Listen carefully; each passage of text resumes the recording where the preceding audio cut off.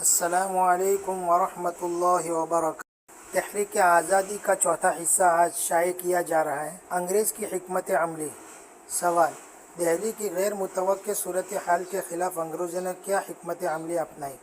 جواب: شروع میں تو انگریز اس انقلاب سے حواس باختہ ہو گئے، چنانچہ اس افراتفری میں ان کا کافی جانی و مالی نقصان بھی ہوا، لیکن جلد ہی وہ سنبھلے اور انہوں نے دہلی کی ایک اونچی پہاڑی پر، جسے انگریزی دور میں فتح گڑھ کہا جاتا تھا اور اب جیت گڑھ کہا جاتا ہے، اپنا مضبوط مورچہ قائم کر لیا۔ یہ پہاڑی اس وقت اتنی بلندی پر تھی کہ وہاں سے پورے شہر دہلی کا نقشہ نظر آتا تھا۔ دوسری طرف پنجاب میں مقیم انگریزی فوجیں فیصلہ کن جنگ کے لیے دہلی کی جانب بڑھنے لگی اور دہلی کے اواخر میں دہلی میں مورچہ بند ہو گئی اور رفتہ رفتہ دیگر صوبوں سے بھی ان کے پاس کمک پہنچنے لگی۔ ہر اعتبار سے انگریز نے اپنی پوزیشن مضبوط کر لی اور پورے شہر کو اپنے توپ خانے کی زد میں لے لیا۔ انقلابی فوج کا حال۔ انقلابی فوجیوں کی طرف سے دفاع کی کیا حالت رہی؟ جواب: انقلابی افواج میں اگرچہ جذبات کی بہتات تھی، لیکن ایک پھر رسدات کی کمی نے ان کی صفوں میں تزلزل پیدا کر دیا تھا، تاہم کہ جولائی 57 کے اوائل میں راہ ہیلا کمانڈر جنرل بخت خان ایک بڑی فوج کے ساتھ خاندان مغلیہ کی حفاظت کے لیے دہلی میں خیمہ زن ہوئے۔ ان کی فوج کی سربراہی امام المجاہدین مولانا سرفراز علی کر رہے تھے۔ قبل ازیں ہزاروں مجاہدین ملک کے طول و عرض سے سمٹ کر دہلی میں جمع ہو چکے۔ جنرل بخت خان نے انہیں منظم کرنے کی کوشش کی اور تقریباً 2.5 مہینے تک انقلابی فوج لال قلعے کی اپنے خون سے حفاظت کرتی رہی۔ اس درمیان انگریز فوج سے نہایت خونریز معرکے ہوئے اور بار بار انگریز فوج کو پسپا ہونا پڑا۔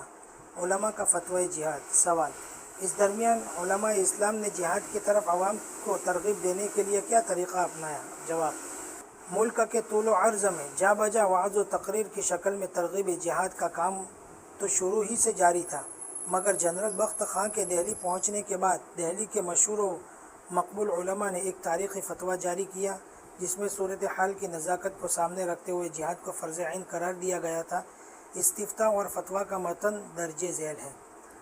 استفتاء: کیا فرماتے ہیں علماء دین اس امر کے اب جو انگریز دہلی پر چڑھ آئے اور اہل اسلام کی جان و مال کا ارادہ رکھتے ہیں، اس صورت میں اب اس شہر والوں پر جہاد فرض ہے یا نہیں، اور اگر فرض ہے تو فرض عین ہے یا نہیں، اور لوگ جو اور شہروں اور بستیوں کے رہنے والے ہیں ان کو بھی جہاد کرنا چاہیے یا نہیں؟ بیان کرو، اللہ تعالیٰ تمہیں جزائے دے۔ جواب: در صورت مرقومہ فرض عین ہے اوپر تمام اس شہر کے لوگوں کے، اور استطاعت ضروری ہے اس کی فرضیت کے واسطے، چنانچہ اب اس شہر والوں کو طاقت مقابلہ اور لڑائی کی ہے۔ یہ سبب کثرت اجتماع افواج کے اور مہیا اور موجود ہونے آلات حرب کے، تو فرض عین ہونے میں کیا شک، اور اطراف و جوالی پر جو دور ہے باوجود خبر کے فرض کفایہ ہے۔ ہاں، اگر اس شہر کے لوگ باہر ہو جائیں مقابلہ سے یا سستی کرے اور مقابلہ نہ کرے تو اس صورت میں ان پر بھی فرض عین ہو جائے گا، اور اسی طرح اور اسی ترتیب سے سارے اہل زمین پر شرقاً اور غرباً فرض عین ہوگا، اور جو عدد بستیوں پر ہجوم اور قتل و غارت کا ارادہ کرے تو اس بستی والوں پر بھی فرض ہو جائے گا بشرطِ ان کی طاقت کے۔ المجیب المصیب العبد نور جمال عفا عنہ۔ سوال: اس فتوے پر اور کن کن علماء کے دستخط ہیں؟ جواب: اس فتوے پر درج ذیل علماء کے دستخط اور مہریں بھی ہیں: سید محمد نذیر حسین رحمۃ اللہ، مفتی محمد صدر الدین، مفتی اکرام الدین معروف، سید رحمت علی، محمد ضیاء الدین، عبد القادر، فقیر احمد، سعید احمدی، محمد میر خان یا محمد میر خان یا میر خان محمد عبد الکریم، فقیر سکندر علی، محمد کریم اللہ، خادم العلماء محمد عبد الغنی، فرید الدین، محمد سرفراز علی، سید محبوب علی جعفری، ابو احمد بن محمد حامی الدین، سید احمد علی الہی بخش، محمد مصطفیٰ خان اور ولد حیدر شاہ نقشبندی، محمد انصار علی، محمد سعید الدین، حفیظ اللہ خان، محمد نور الحق عفا عنہ، سراج العلماء ضیاء الاتقیہ، مفتی عدالت العالیہ محمد رحمت علی خان، حیدر علی، سیف الرحمن، سید عبدالحمید عفا اللہ عنہ، محمد ہاشم، سید حافظ، محمد امداد علی عفا عنہ،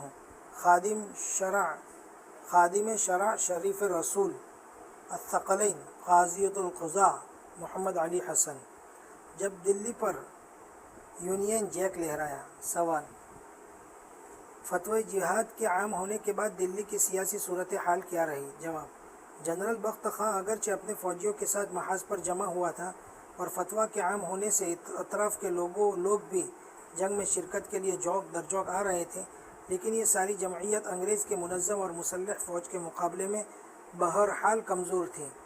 یہ لوگ اپنی جانبازی کے جوہر دکھاتے ہوئے 4 مہینے تک پورے حوصلہ کے ساتھ شہر کا دفاع اور مغلیہ حکومت کے تحفظ کی کوشش کرتے رہے۔ بالآخر انگریزی فوج نے اگست سن عیسوی 1857 کے اواخر میں دلی کا شدید محاصرہ کر لیا اور پھر 15 ستمبر سن عیسوی 57 سے لال قلعے پر قبضے کے لیے پیش قدمی شروع کر دی اور راستے کی تمام رکاوٹوں کو دور کرتے ہوئے اور ہزاروں محبان وطن کی لاشوں کو پار کرتے ہوئے 20 ستمبر 57 عیسوی کو لال قلعے پر باقاعدہ قبضہ کر لیا اور قلعہ پر سے مغلیہ حکومت کا جھنڈا اتار کر برطانوی یونین جیک لہرایا گیا۔ بہادر شاہ ظفر۔ سوال: بہادر شاہ ظفر انگریزی قبضے کے وقت قلعے میں ہی تھے یا باہر جا چکے تھے؟ جواب: قبضے سے ایک دن پہلے 19 ستمبر سن عیسوی 57 کو بہادر شاہ ظفر قلعہ چھوڑ کر ہمایوں کے مقبرے میں مقیم ہو گئے تھے۔ ان کو انگریز نے لال قلعے پر قبضہ اور جوان بخت کے علاوہ جو شہزادے ہاتھ لگے انہیں موت کے گھاٹ اتار دیا گیا اور پھر بہادر شاہ کو بغاوت کے جرم میں جلا وطن کر کے رنگون بھیج دیا گیا، وہی ان کی وفات ہوئی۔ جنرل بخت خان۔ سوال: اس وقت جنرل بخت خان نے کیا راستہ اپنایا؟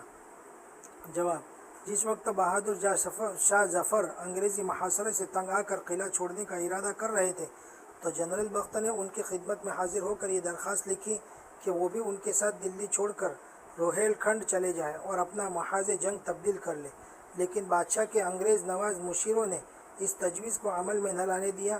چنانچہ مایوس ہو کر جنرل بخت خاں اپنی فوج کو باسلامت دہلی سے نکال کر روہیل کھنڈ لے گئے۔ اس کے دلی سے نکلنے کے بعد ہی لال قلعے پر انگریز کا قبضہ مکمل ہوا۔ قتل و غارت گیری۔ سوال: دہلی قبضے کے وقت انگریزوں نے یہاں کے شہریوں کے ساتھ کیا معاملہ کیا؟ جواب: دہلی کو فتح کرنے کے لیے انگریزوں نے نہایت بے دردی کے ساتھ ہزاروں جاں بازوں کو تہہ تیگ کیا اور پوری دلی لوٹ مار کر کے کھنڈر میں تبدیل کر دیا۔ پھر قبضہ کی تکمیل کے بعد بقول مصنف قیصر التواریخ 27,000 افراد کو پھانسی پر لٹکا دیا گیا۔ مولانا اسیر داد رومی نے انگریز مصنف ایڈورڈ ٹامسن کی کتاب تصویر کا دوسرا رخ کے حوالے سے لکھا ہے کہ چاندنی چوک ہی نہیں بلکہ شہر کے ہر چوراہے پر سولیاں نصب کر دی گئی۔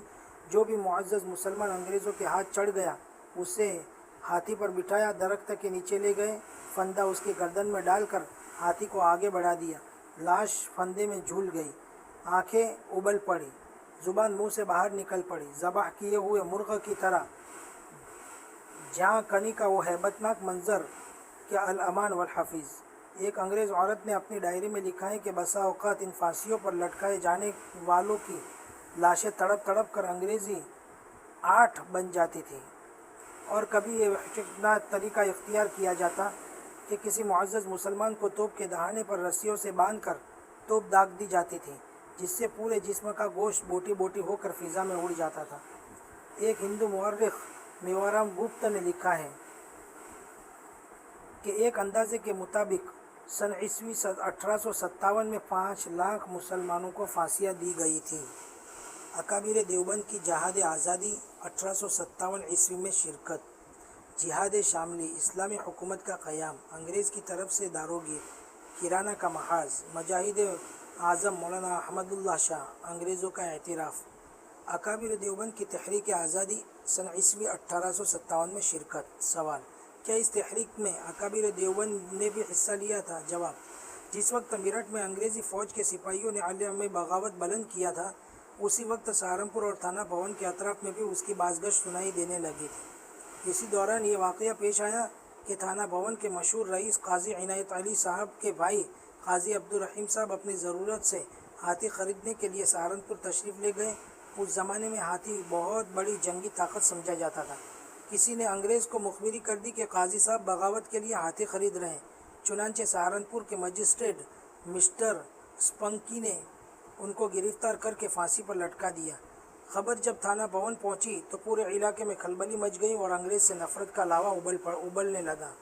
سوال: پھر کیا اقدام کیا گیا؟ جواب: سب سے پہلے جہاد کے لیے حجت الاسلام حضرت مولانا محمد قاسم صاحب نانوتوی رحمۃ اللہ علیہ، امام ربانی حضرت مولانا رشید احمد گنگوئی رحمۃ اللہ علیہ اور حافظ ضامن شہید رحمۃ اللہ علیہ نے اپنے مرشد برحق حضرت حاجی امداد اللہ صاحب مجاہد مہاجر مکی رحمۃ اللہ علیہ کے ہاتھ پر بیعت جہاد کی اور ان کی قیادت میں باقاعدہ اپنے علاقے میں حکومت کا نظام قائم کر کے منظم انداز میں فوجی کارروائیاں شروع کر دی گئی۔ حکومت کی ذمہ داریاں۔ سوال: نظام حکومت تو جہاد کس طرح بنایا گیا؟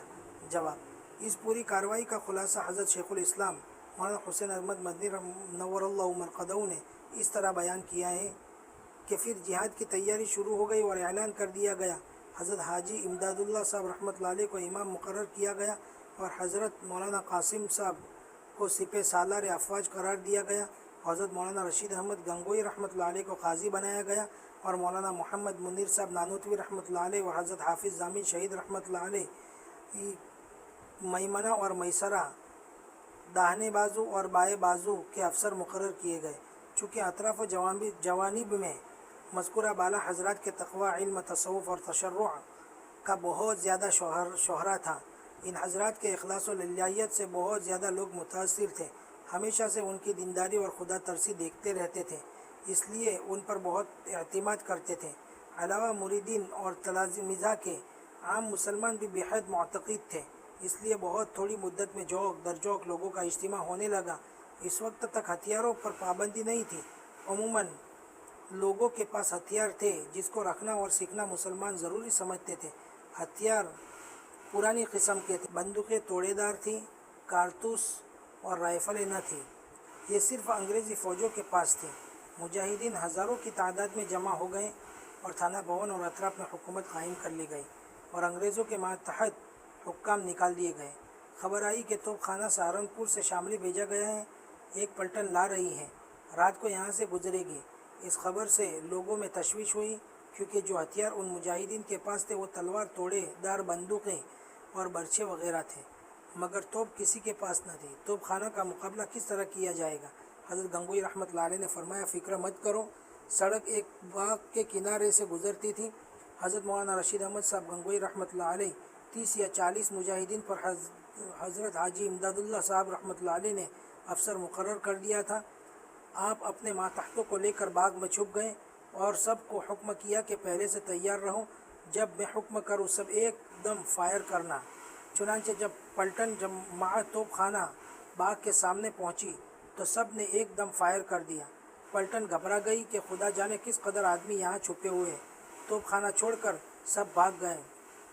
حضرت گنگوئی رحمۃ اللہ علیہ نے توپ خانہ کھینچ کر حضرت حاجی صاحب رحمۃ اللہ علیہ کی مسجد کے سامنے لا کر ڈال دیا۔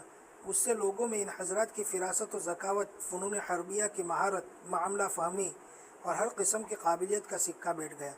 شاملی اس زمانے میں مرکزی مقام تھا، ضلع سہارنپور سے متعلق تھا،